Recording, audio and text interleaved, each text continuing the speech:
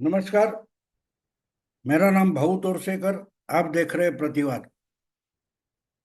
ये मेरा यानी भाऊ तोरसेकर का हिंदी यूट्यूब चैनल है। जो मुझे हिंदी में सुनना चाहते हैं, कृपया प्रतिवाद को ज्यादा से ज्यादा सब्सक्राइब करें। दोस्तों, राहुल गांधी ने गुजरात में जाकर जो अपने कार्यकर्ताओं की, पदाधिकारी, ऑफिस बेरर्स, कांग्रेस कार्यकर्ता, उनका बड़ा सम्मेलन किया। और उसमें जो बयान राहुल गांधी ने दिया है, उससे एक खलबली मच गई, बवाल खड़ा हो गया कि कांग्रेस में ही कुछ विभीषण भरे हुए हैं, यानी कि बीजेपी को जिताने वाले लेकिन कांग्रेस में रहने वाले कुछ लोग हैं जिनको स्लीपर सेल आज की आधुनिक भाषा में बोला जाता है। तो ऐसे जो लोग हैं उनको पार्टी से हटाना पड़ेगा, ये उन्होंने बोल दिया। तो उस पर बवाल हो गया, खलबली मच गई। ठीक है, ये तो होता रहता है, लेकिन राहुल गांधी गलत है, ये मेरे जैसे कुछ लोग मानते हैं। और हमेशा हम देखते रहते कि राहुल गांधी गलत कहाँ बोल रहे हैं, गलत क्या कर रहे हैं। लेकिन कभी कभी तो ये भी समझना पड़ेगा कि क्या गलत कर रहे हैं, जो हमको गलत लगता है। लेकिन वो अगर अपनी पार्टी के लिए कर रहे हैं तो उनके दिमाग में कुछ आइडिया होगी कि जो कर रहे हैं वो पार्टी के लिए और उनके लिए सही है। हमेशा एक बात होती है, दूसरे को गलत बोलना, गलत ठहराना आसान होता है, उसको समझना मुश्किल होता है। और इसलिए मैं मानता हूं कि कभी कभी जो बात हमें गलत लगती है दूसरों की, वो भी समझने की कोशिश करनी चाहिए। और इसलिए मैं जितना राहुल गांधी को समझने की कोशिश करता हूं, उनकी गलतियां ढूंढ निकालता हूं, लेकिन क्या गलती जो मुझे लग रही है उसमें कांग्रेस पार्टी के लिए कुछ अच्छा ही है या नहीं, ये भी समझने की कोशिश करता हूं। और इसलिए राहुल गांधी ने गुजरात में जाकर जो बयान दिया अपनी ही पार्टी के कार्यकर्ताओं में, जो खलबली मचा दी, उसका और कोई मायने होता है कि नहीं, ये मैं ढूंढने की कोशिश कर रहा था। और इसी दरमियान और कुछ बातें और कुछ खबरें सामने आ गई, तो मैं थोड़ा अलग ढंग से सोचने लगा हूं कि पहली बार मुझे लगता है कि राहुल गांधी कुछ गंभीरता से राज, राजनीति करना चाहते हैं। जिस ढंग से गुजरात के बाद उन्होंने अपने लाडले कन्हैया कुमार और पप्पू यादव, इन दोनों बिहार के कांग्रेसी नेताओं को कुछ ब्रीफ देकर, कुछ जिम्मेदारी देकर पटना भेजा है, तो इसके पीछे राहुल गांधी की कोई रणनीति है या नहीं है, यह सोचना जरूरी होता है। क्योंकि आपको याद होगा, इसके पहले मैंने एक वीडियो भी बनाया था कि पप्पू यादव और कन्हैया कुमार इंडी गठबंधन की जो खेल है वो बिगाड़ देंगे। लेकिन जब मैं सोचता हूं तो मुझे लगता है कि इसके पीछे राहुल गांधी की कुछ दूरगामी रणनीति हो सकती है। सोच समझकर राहुल गांधी ऊपर से गलती लगे ऐसा कुछ कर रहे हैं। अब देखिए, आपको याद होगा, एक एक महीना हो गया, 1.5 महीना हो गए, दिल्ली का विधानसभा चुनाव हो गया। दिल्ली के विधानसभा चुनाव के पहले हरियाणा का भी विधानसभा चुनाव हो गया था। और दोनों जगह जो लोकसभा में इंडी अलायंस बनी थी, उसमें जो मित्र दल थे उनके साथ राहुल गांधी कॉम्प्रोमाइज नहीं कर रहे, सौदेबाजी नहीं कर रहे, एडामंट हो गए, अरोगंट हो गए कि नहीं, नुकसान हो तो भी चलेगा, लेकिन दूसरी मित्र दलों की या दोस्त पार्टियां हैं उनकी दादागिरी कांग्रेस नहीं चलने देगी। इस ढंग से अगर राहुल गांधी सोचते हैं तो मैं मानता हूं कि इसके पीछे राहुल गांधी की कोई दूरगामी रणनीति हो सकती है। देखो, गठबंधन बनता है तो गठबंधन का मतलब क्या होता है कि आप सीट का बंटवारा करते हो। एक चुनाव आ गया, विधानसभा का हो या लोकसभा का हो, उस चुनाव में जितनी विधानसभा की सीटें होगी या लोकसभा की सीटें होगी, वो मित्र दलों में बांटी जाती है। अब बिहार का चुनाव आने वाला है 6-7 महीनों में। बिहार में 293 विधानसभा की सीटें हैं, तो उसमें सीट का बंटवारा होगा। तो पिछली बार कांग्रेस ने 70 सीटें लड़ाई थी, और कुछ लेफ्ट फ्रंट वालों को देने के बाद आरजेडी ने, लालू प्रसाद यादव की पार्टी ने, कुछ 100 से ज्यादा सीटें लड़ाई थी। तो कांग्रेस 70 सीट लड़ा कर भी 25 से ज्यादा सीट चुनकर नहीं ला पाई। तो चर्चा ये हो गई कि अगर कांग्रेस को 70 सीटें देने के बजाय उसमें से 30 सीटें और आरजेडी लड़ सकती थी, तो चुनाव के नतीजे अलग होते और सत्ता का गणित अलग बैठ जाता। ये बोला जाता है, और वो बात ठीक थी। लेकिन आज जब पिछला चुनाव विधानसभा का हो गया था, उस वक्त राहुल गांधी पूरे के पूरे निष्क्रिय थे। उन्होंने कांग्रेस पार्टी का अध्यक्ष पद छोड़ दिया था कि भाई 2019 का लोकसभा चुनाव हार गया हूं, तो कांग्रेस का अध्यक्ष करके जिम्मेदारी लेता हूं और पार्टी का अध्यक्ष पद मैं छोड़ देता हूं। और उसके बाद 2 साल तक कांग्रेस के लिए कोई टॉप मोस्ट लीडर नहीं था, कोई अध्यक्ष नहीं था। सोनिया गांधी टेम्पररी अध्यक्ष बनी थी। और बंगाल हो, बिहार हो या दिल्ली हो, जो जो लोकसभा 2019 के बाद चुनाव हो गए, 2-2.5 महीने, 2-2.5 साल कांग्रेस की तरफ से उम्मीदवार कौन तय कर रहा है, हाईकमांड कौन है, इसका भी पता आम कांग्रेस के कार्यकर्ता को नहीं था। तो इसलिए 2020 का जो बिहार का विधानसभा चुनाव है, उसके साथ आज के आने वाले बिहार विधानसभा चुनाव के जो तैयारी है, उसकी कंपैरिजन, तुलना नहीं हो सकती। 2020 का दिल्ली का विधानसभा चुनाव और कल परसों दिल्ली का विधानसभा चुनाव हुआ, वो इसी तरीके से हम उसको क्या बोलते हैं, उसकी तुलना नहीं कर सकते, कंपैरिजन नहीं कर सकते। एटलीस्ट राहुल राहुल का जब हम विश्लेषण आकलन कर रहे हैं, तो 2020 के, 2019 के, 2021 के जो चुनाव कांग्रेस जीती या हारी, तो उस समय के जो चुनाव हो गए 21-22 तक, जिसमें राहुल गांधी पूरे के पूरे निष्क्रिय बैठे थे। कांग्रेस पार्टी में क्या चल रहा था किसको भी पता नहीं, इंक्लूडिंग राहुल गांधी, सोनिया गांधी, प्रियंका गांधी और कांग्रेस कार्यकर्ता। आज वो हालत नहीं है। 2024 के लोकसभा चुनाव के 1 साल पहले से राहुल गांधी कुछ सोचकर राजनीति कर रहे, और इसीलिए जब हरियाणा का विधानसभा चुनाव आ गया, तो इंडी अलायंस के बारे में उन्होंने 1 मिनट नहीं सोचा और आम आदमी पार्टी या अखिलेश की बात नहीं मानी, और अपनी ताकत पर हरियाणा कांग्रेस लड़ गई। लेकिन एक बात माननी पड़ेगी कि भले तीसरी बार चुनाव कांग्रेस हार गई, लेकिन कांग्रेस का वोट शेयर बढ़ा है।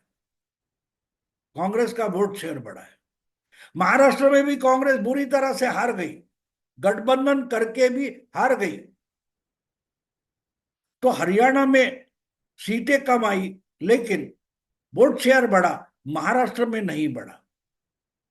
तो खुद की ताकत पर कांग्रेस हरियाणा लड़ती है और महाराष्ट्र में गठबंधन करके लड़ती है। उसका फर्क हम समझने की कोशिश करें तो बात साफ है कि हरियाणा में वोट शेयर बढ़ता है, महाराष्ट्र में वोट शेयर घटता है। तो गठबंधन से कांग्रेस का वोट शेयर घटता है, लेकिन खुद की ताकत पर अगर कांग्रेस लड़ती है तो सीटें नहीं आएगी, लेकिन वोट शेयर बढ़ता है। यानी कांग्रेस का जो छिटका हुआ वोटर है, वो कांग्रेस के पास वापस आ रहा है। और अगर कांग्रेस अपनी ताकत पर लड़ती है, तो वो बढ़ने वाला वोट शेयर और बढ़ता जाएगा। शायद ये राहुल गांधी ने सोचा है। अब कल परसों की हम दिल्ली विधानसभा के चुनाव के नतीजे देखे या समझे, तो पिछले दो चुनाव कांग्रेस का वोट शेयर दिल्ली विधानसभा चुनाव में घटता गया। 2015 हो या 2020 हो, दोनों समय कांग्रेस को एक सीट भी कांग्रेस जीत नहीं पाई। लेकिन कांग्रेस का वोट शेयर 2015 तक अच्छा था। वो 2020 में घटकर 4% तक नीचे आ गया था। जो इस वक्त कांग्रेस ने पूरी ताकत लगाकर आम आदमी से झगड़ा मोल लेकर चुनाव लड़ा, तो कुछ 2% कांग्रेस का वोट शेयर बढ़ा है। हरियाणा में भी अपनी ताकत पर लड़े तो वोट शेयर बढ़ा है। तो शायद कांग्रेस वो सोच रही है, और इसीलिए बिहार तो बहुत पुरानी बात है, दिल्ली हो या हरियाणा हो आजकल की बात है। हरियाणा में बिहार में कांग्रेस 30-35 साल से अपनी ताकत पर लड़ना भूल गई है। जो कुछ लालू प्रसाद यादव टुकड़े फेंकेंगे उस पर खुश रहना, यही बिहार कांग्रेस की फितरत बन गई थी।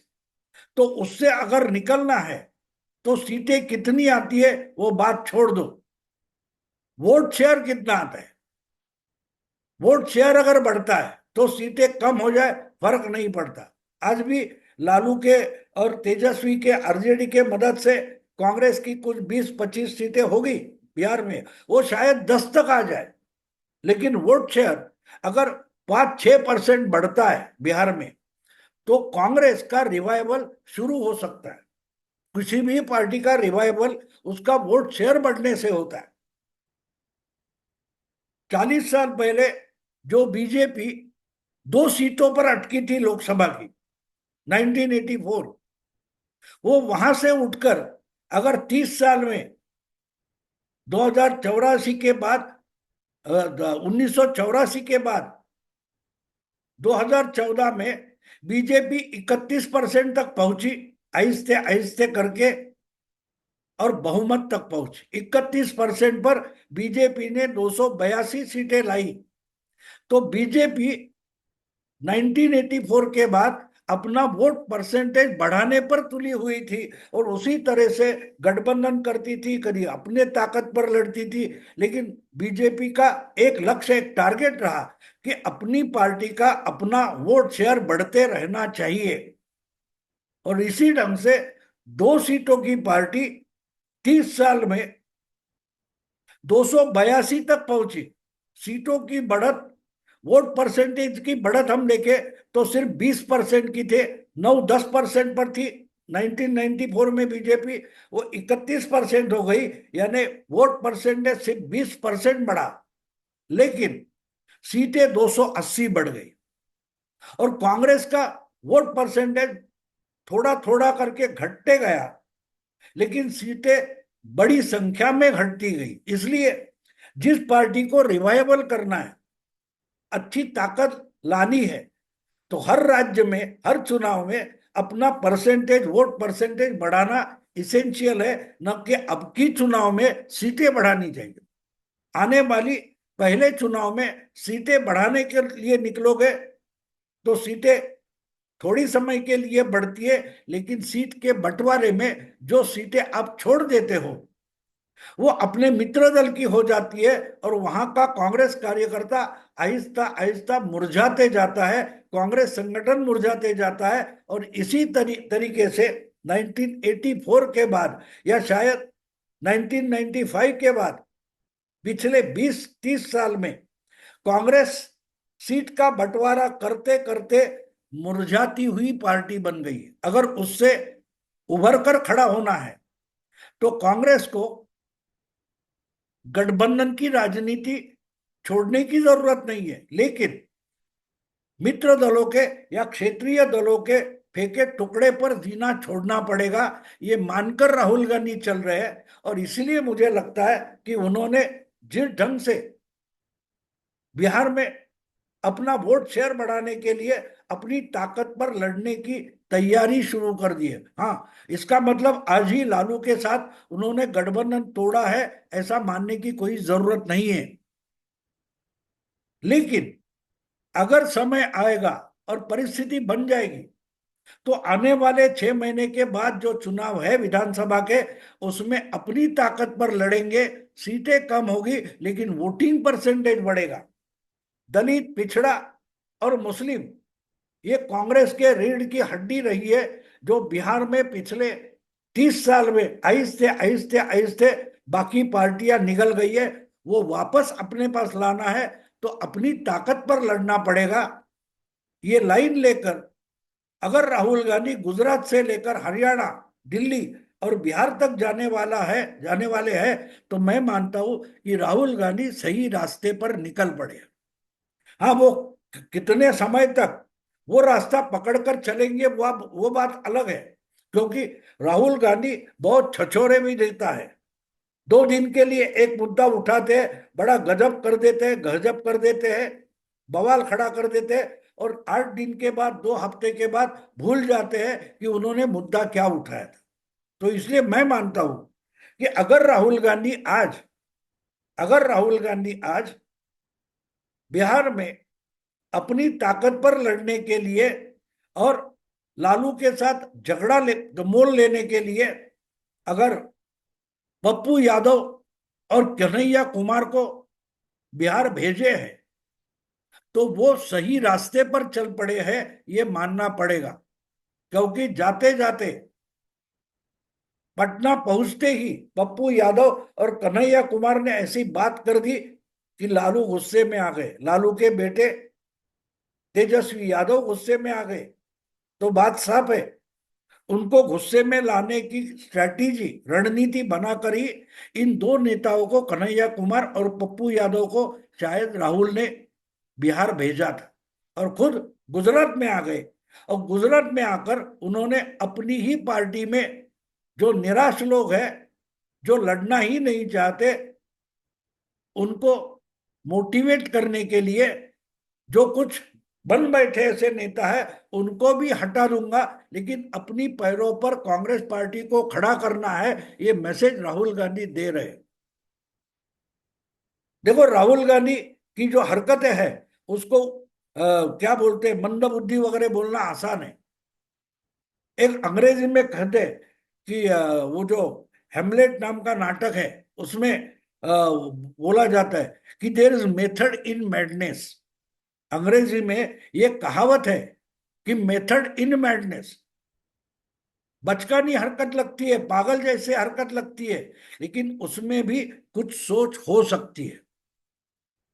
तो हम मोटा मोटी देखें तो बिहार में या गुजरात में या पूरी देश के कांग्रेस में राहुल गांधी ने हल्ला गुल्ला मचाया, जो बयान किए हैं, ये जो कुछ वो कर रहे हैं, कदम उठाए हैं, उससे कांग्रेस दुबली होगी, ऐसा अगर कोई सोचते हैं तो मैं नहीं मानता। मैं मानता हूं कि शायद आज वो गलत दिखता होगा, लेकिन इसके पीछे, अगर मैं मानता हूं वैसी ही सोच राहुल गांधी ने रखी है, तो उसके पीछे आइडिया कांग्रेस रिवाइवल की है।